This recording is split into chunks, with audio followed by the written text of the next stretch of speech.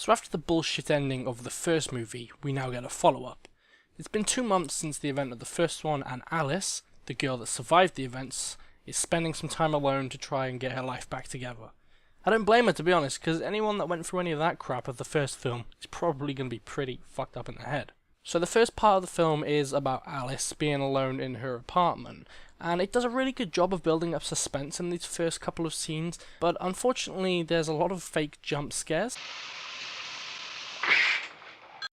You know, it feels really predictable because Jason's coming after her to get her, and the jump scares just feel very predictable because you know they're going to happen, and you know something's going to eventually happen to her, and when it does actually happen to her, it doesn't really have that effect because we've just been scared like 3 times and it's not actually been the real thing, so you're just expecting the real thing to pop up anytime now.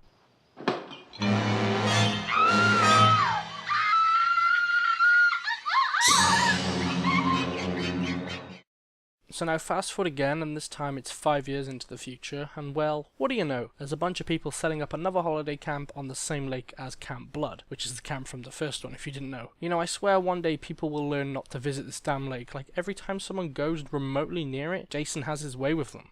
So blah blah blah, it pretty much just plays out the same as the first one, with not much happening for a while until Jason actually starts massacring everyone. Pretty much every scene in this movie is so predictable. It has the cliche prank jump scare, a bunch of people around a campfire talking about the legend of Jason Voorhees, and then some guy jumps out of a mask and scares them. Thirsty for young blood. Yeah, pretty predictable to be honest. At the beginning, there's a crap ton of people at the camp, so I thought, hell yeah, this movie is going to have a crap ton of awesome kills in it. But nope, they all end up buggering off to go to some bar and leaving a few people behind. This film had a lot to live up to in terms of violence, as the first one had some really gruesome kills, but I personally feel that in this one they just aren't as good. Don't take that the wrong way, I still think they look really awesome and brutal, but they just don't live up to the original.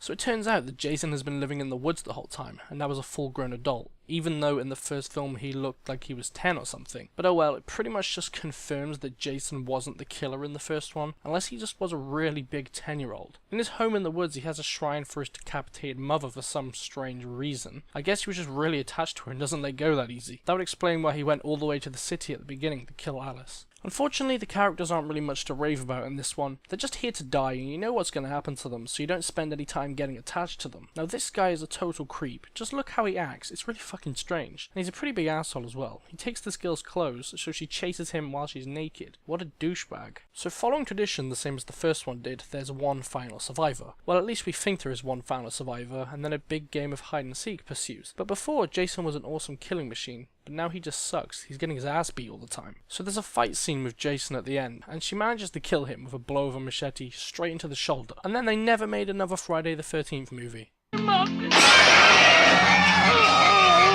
Just kidding.